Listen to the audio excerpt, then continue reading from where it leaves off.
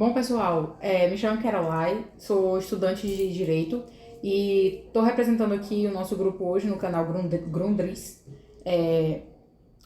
especialmente com o tema de quilombo urbano e a luta pela preservação da cultura e direitos fundamentais, com a nossa convidada Tailene Melônio, superintendente de projetos e Fundação Municipal do Patrimônio Histórico. Tudo bem, Tailene? Tudo bem, Caroline. Eu sou Tailene Melônio, faço parte da Fundação Municipal de Patrimônio e também do Bom Boi da Floresta, uma das entidades signatárias do pedido de certificação do Quilombo Urbano Liberdade. E a gente vai falar sobre isso hoje. Bom, Taline, para começar, conte-nos um pouco sobre a trajetória e como surgiu esse envolvimento com a defesa das comunidades quilombolas urbanas. Bom, a minha trajetória está diretamente ligada ao Bom Boi da Floresta, que é uma instituição da nossa comunidade, situada dentro do bairro da Liberdade, mais especificamente no Logradouro da Floresta, que já tem mais de 50 anos, mais especificamente 52 anos de existência. É uma instituição cultural que tem suas veias sociais, educacionais e que também traz essa discussão das questões quilombolas. Então, a partir do momento do desejo de certificação do território, a partir da entidade signatária e mobilizadora que foi o CISAF, o Boi da Floresta se engajou no movimento, né, e foi uma das entidades que assinaram o pedido junto à Fundação Palmares. Então, eu estou nessa trajetória, nesse movimento, com o Boi da Floresta, representando o Boi da Floresta há mais de 30 anos, que é o mesmo tempo que eu danço e o mesmo tempo que a gente se entende nesse espaço, né? E as questões raciais também. Perfeito. E como o conceito de quilombo urbano se diferencia dos quilombos rurais? Quais são as suas características únicas? Basicamente, os quilombos urbanos, eles já vêm com esse nome por sua localidade, né? Estão situados na parte urbana das cidades. No Brasil, nós não temos muitos quilombos urbanos, né? Assim, comparado à quantidade de quilombos rurais. No Maranhão, nós somos o único quilombo urbano certificado. Já tem várias outras áreas preparando pedidos junto à Fundação Palmares, mas o território do Quilombo Urbano Liberdade engloba 5 bairros, muito próximo do centro da cidade de São Luís. Então, isso é uma característica principal de ser um quilombo urbano, né? Os quilombos rurais, como a gente já conhece e já são, a grande maioria reconhecido, estão nas áreas rurais, mais afastadas, né, do nosso estado e do Brasil. Certo. E, na tua visão, quais os maiores desafios enfrentados pelas comunidades quilombolas urbanas em termos de conhecimento territorial e cultural? Nós temos um gargalo muito grande, isso falando diretamente da área em que eu faço parte, que tem a ver com o autorreconhecimento, a autoidentificação. O processo de certificação, que acho que é uma coisa importante a gente falar, é diferente do processo de titulação. A titulação, ela traz o reconhecimento da propriedade da terra, do chão, né? E a certificação é um reconhecimento mais social, que tem a ver com a autoidentificação. Então, eu acho que o maior gargalo tem a ver com a própria comunidade, a sociedade que vive nesse espaço, que tem suas características quilombolas, entender que ela é quilombola e se auto-identificar para os órgãos competentes responsáveis por isso e se auto-identificar como quilombola. Por que isso é um entrave? Tem a ver com o entendimento do próprio conceito de quilombola, que é um conceito que já está ficando ultrapassado, já é ultrapassado, né? Ser quilombola por uma questão de ser descendente de pessoas escravizadas, de negros fugidos. Então, esse conceito é um conceito histórico que é diferente do conceito aplicado hoje para se auto-identificar. A autoidentificação tem a ver com reconhecimento de ações sociais, de comportamento social, da forma como nós nos comportamos em sociedade, como é a nossa convivência. Então, a autoidentificação como quilombola tem a ver com identidade, tem a ver com reconhecimento, tem a ver com atividade social, não descendência de pessoas escravizadas. Certo. E tu poderia destacar algum exemplo concreto de resistência ou mobilização que tenha marcado tua atuação junto com os quilombos urbanos, com o quilombo urbano? Bom, eu participei de um projeto recentemente, que é o Inventário de Referências Culturais, é um projeto da Fundação Municipal, ao qual eu faço parte, E esse projeto, ele nos trouxe uma dimensão da quantidade de atividades culturais que a gente tem dentro do território quilombola. Então, é um marco, porque a gente sempre fala que o quilombo tem muita atividade cultural, tem muitos artistas, tem muitas atividades religiosas, mas quantas são? Quantas são? Quais são os números? Então, esses números vieram à tona com esse projeto do inventário, que a gente pode falar mais sobre ele na frente, mas ter de forma palpável, né, uma contextualização e uns números, eu acho que é um marco para a história depois da nossa certificação, que é uma certificação recente, nós somos certificados de 2019 para cá. Bem recente. E como a preservação do patrimônio histórico e cultural está conectada à garantia de direitos fundamentais das comunidades quilombolas urbanas? Exatamente é o que a gente está falando sobre o projeto do inventário.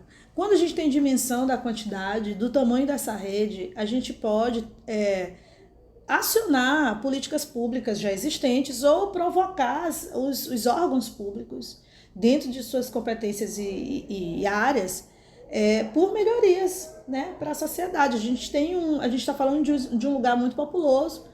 A gente está falando de um número das últimas pesquisas da CECID, né, Secretaria das Cidades do Estado, de mais de 80 mil famílias dentro do território quilombola. Então, é um território quilombola urbano, populoso, periférico, ao lado do centro. Então, imagina a quantidade de necessidades, falando de educação, de saúde, que ainda esse espaço necessita. E quando a gente tem dimensão dos números, quando a gente volta os olhares e faz os órgãos públicos entenderem, a gente começa a galgar alguma coisa, né? Políticas públicas para esse território. Então, é muito importante que a gente consiga provocar, né? Fazer com que saiam desse lugar e observem que aquele espaço precisa ainda de muitas coisas. Bom, e na sua visão, de que forma as políticas públicas podem contribuir para assegurar a saúde, a educação, moradia digna para essas comunidades? Bom, falando do território do Quilombo Urbano Liberdade, as políticas públicas necessárias, né, as necessidades que a comunidade tem, são importantíssimas, porque a gente está é um território quilombo urbano, mas a gente é periferia, então as mazelas sociais estão presentes, a gente sabe que a comunidade tem um número altíssimo quanto à criminalidade, né? Os índices são altos de usuários de drogas, que é um problema de saúde pública. Então, ter políticas públicas direcionadas, adaptadas até, digamos assim, com sensibilidade para as questões mais importantes desse território, é uma forma de atingir realmente quem realmente precisa de ajuda. Nós temos a rede cultural atuando como um agente transformador no espaço social, cultural e educacional, mas ainda assim, né, precisamos de muito mais políticas públicas, precisamos de muito mais espaços educacionais formais, escolas mesmo, né? A gente sabe da necessidade de uma mãe periférica que precisa de um lugar para deixar seu filho para poder trabalhar. Então, tudo isso é uma demanda latente dentro desse território. A gente sabe que isso, na verdade, é um grande problema, né? A questão do Estado, prefeitura, não investem, né, ali naquela região, atualmente em escolas. Por exemplo, existem muitas mães solteiras que às vezes precisam até se deslocar para outros bairros, às vezes adjacentes. Vai vindo aí, repete. Posso repetir essa parte que tu corta, né? Repete o teu comentário. Aí repete do comentário. Tá. Bom, e isso na verdade é um problema muito grande, né? Porque a gente sabe que a realidade é triste dessas mães, principalmente solteiras, né? Que às vezes tem que se deslocar para outros bairros nas proximidades, porque não tem escola suficiente que comporte a população toda da região, né? O Estado e a Prefeitura não dão muita atenção para aquela área específica e acaba sendo triste, né? Uma realidade de uma mãe que às vezes não tem como sustentar os filhos, precisa trabalhar, né? E não tem onde deixar seus filhos. A questão do transporte é complicado para ir e voltar. E na verdade isso é uma questão mesmo que precisa ser vista com mais atenção, né, pelas entidades aí. Sim, sim. E quais iniciativas da Fundação Municipal de Patrimônio Histórico têm sido implementadas para promover o reconhecimento e fortalecimento das comunidades quilombolas urbanas? Bom, a Fundação Municipal de Patrimônio Histórico, como diz o nome, né, a gente atua em vários setores, né? O patrimônio físico, né, o patrimônio material, né, pedra e cal. Aqui nós sabemos, em São Luís, nós temos uma área tombada, nós temos 3 tombamentos aqui, né, o estadual, o municipal e federal. E também atuamos na área do patrimônio imaterial, que está diretamente ligado às questões culturais que são patrimonializadas, né, reconhecidas nacionalmente e internacionalmente. Internacionalmente isso, como o Bumba Meu Boi, por exemplo, né? Então é o seguinte, a fundação, dentro do setor de patrimônio humano, tem um projeto chamado Inventário de Referências Culturais do Quilombo Urbano Liberdade. Esse projeto, ele visa diretamente identificar, reconhecer e identificar as atividades culturais, religiosas, né, e artísticas que existem dentro desse território. Consequentemente, quando a gente consegue localizar essas instituições e pessoas, a gente consegue reunir informações das ações que são oferecidas por essa entidade, né? E aí, a partir daí, vem outros desdobramentos, porque a gente consegue visualizar as ações sociais e educacionais que são oferecidas através dessa instituição cultural e que, consequentemente, vai trazer alguma atenção, uma busca, né, das entidades públicas pelo interesse mesmo, né, para desenvolver políticas públicas. O projeto é uma provocação, na verdade, porque a fundação ela não tem um poder, digamos, de execução de políticas públicas totais, né? Nós temos diversos setores, tanto no âmbito municipal quanto estadual, com suas diversas funções e capacidades, e precisa-se de uma ação conjunta. Então a FUNP ela vem nesse lugar de provocador, é dizer, aquele território tem muita coisa boa, a gente precisa trazer atenção para cá. O que o setor de assistencialismo social pode trazer? O que o setor do turismo pode trazer? O que a educação pode trazer? E a gente pode ver que os investimentos começam a acontecer no território. Nós temos, pela primeira vez, uma escola de tempo integral dentro da comunidade, que é a Escola Negro Cosmo. Isso já foi uma ação recente. Então, reformas de escolas, novas escolas, atividade turística em início, né, pulsando.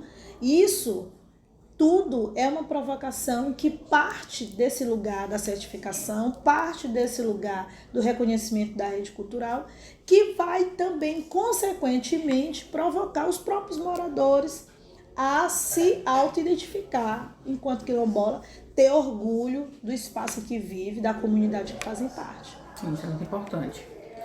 Quais impactos a urbanização tem trazido para as comunidades quilombolas, no que diz respeito à manutenção de seus modos de vida tradicionais?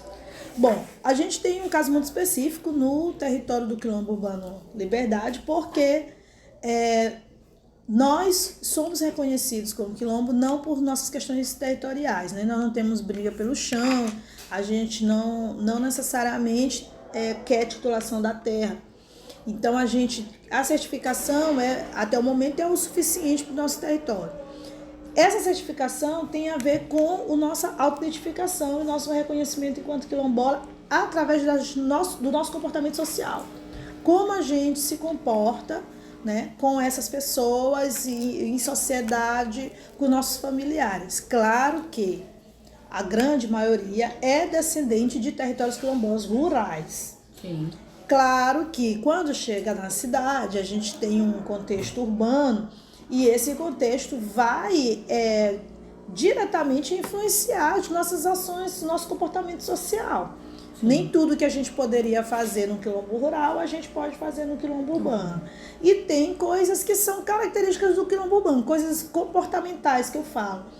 Então, o território ele vai influenciar de alguma forma, mas a manutenção dos nossos costumes oriundos de territórios quilombolas rurais é o que nos faz nos reconhecer enquanto um quilombola dentro da área urbana. Eu estou nesse lugar urbano, mas eu tenho costumes e práticas sociais que têm a ver com coletividade, que é muito característico nos quilombos rurais e que estão presentes no quilombo urbano Liberdade. Então, essa influência do território ela é clara, ela é nítida, mas o fato da gente conseguir equilibrar isso com os comportamentos dos nossos antepassados é que nos torna quilombolas. Perfeito.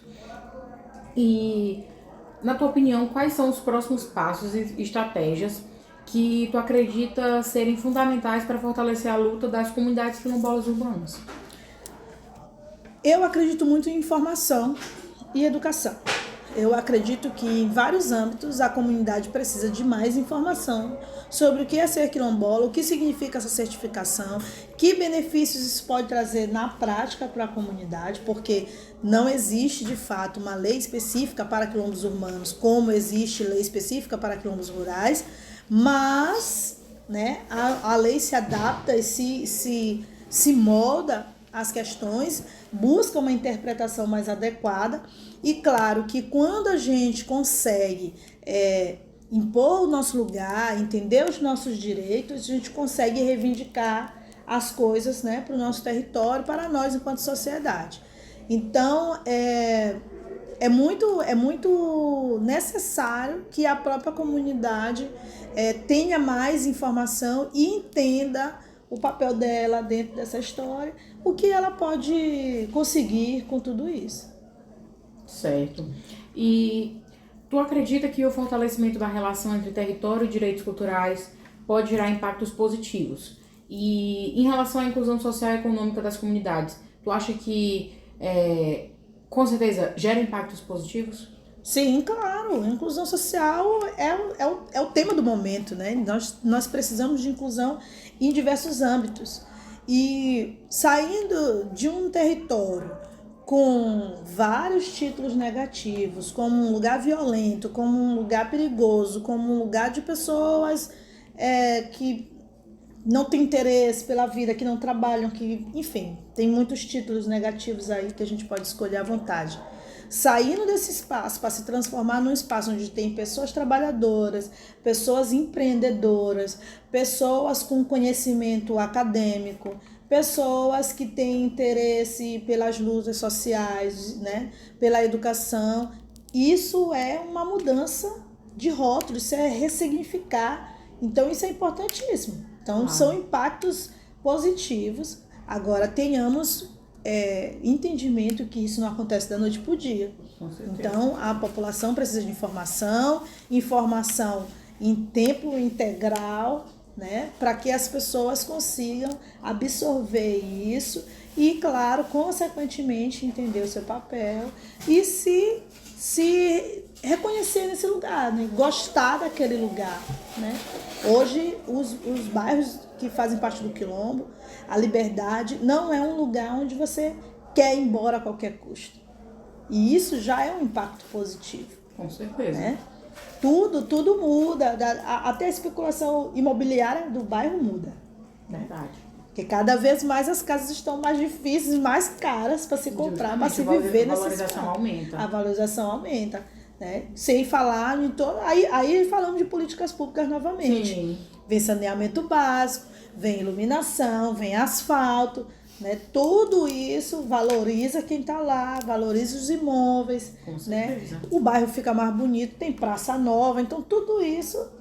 Até a segurança aumenta, né? A gente sabe que a questão da iluminação pública é um ponto-chave para a questão da segurança, absolutamente. Né? Um bairro que teve um crescimento, né, uma ocupação desordenada, porque ele não foi um bairro planejado. Então ele tem ruas estreitas, tem ruas com curvas sinuosas, tem becos, né? A Liberdade tem muito beco, não só a Liberdade, do território todo. Então tem muito beco. E a iluminação chega nesse espaço, traz mais segurança, mas a gente fica confortável em ir ao bairro para ver uma atividade cultural, para ver uma atividade esportiva, que também é muito forte. Então, tudo isso vai mudando o entendimento, vai mudando as pessoas que frequentam, né? Vão trazendo outros olhares, outros projetos, né? E isso é importante. Ao decorrer da nossa conversa aqui, a gente falou sobre pontos que as instituições podem fazer para apoiar essas comunidades, né? E também ajudar no desenvolvimento dessas comunidades. Mas eu te pergunto, a tua opinião, o que nós, enquanto sociedade em geral, a gente pode fazer para apoiar essas comunidades de maneira mais efetiva?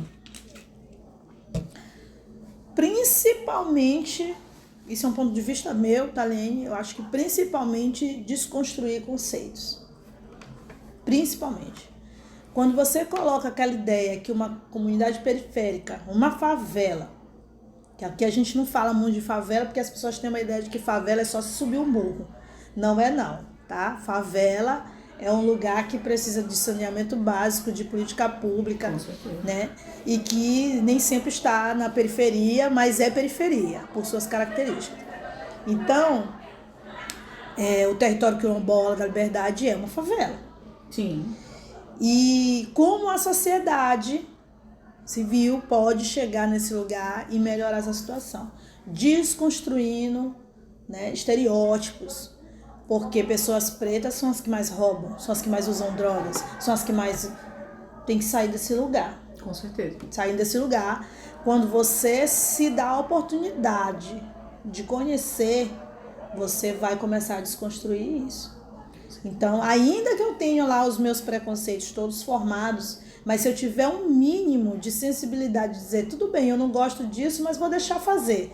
Quando você deixar fazer, você vai ter a oportunidade de conhecer e vai começar a compreender melhor. Então, se a sociedade der a oportunidade para a periferia se mostrar, ela vai se mostrar da melhor maneira possível. Com certeza. Entendeu? Porque a gente sabe que a arte, a música, tá presente. A dança, a cultura popular é de periferia para o centro. Sim. Então, quando o centro da sociedade, agora fazendo uma analogia, né, o próprio centro histórico, quando o centro da sociedade se dá essa oportunidade de conhecer o universo da periferia, o universo das comunidades pretas, o universo cultural oferecido nesses lugares, todos os outros títulos e rótulos vão cair por terra. Bom, Thalene, foi uma honra aprender com suas experiências e visão, né, sobre a luta dos quilombos urbanos. Muito obrigada por compartilhar conosco, né, importante para a nossa reflexão. E agradecer também aos nossos ouvintes, né, que acompanham a gente, nosso canal, Gundris. E, bom, nosso próximo episódio já estará no ar. Obrigada, pessoal. Obrigada, gente.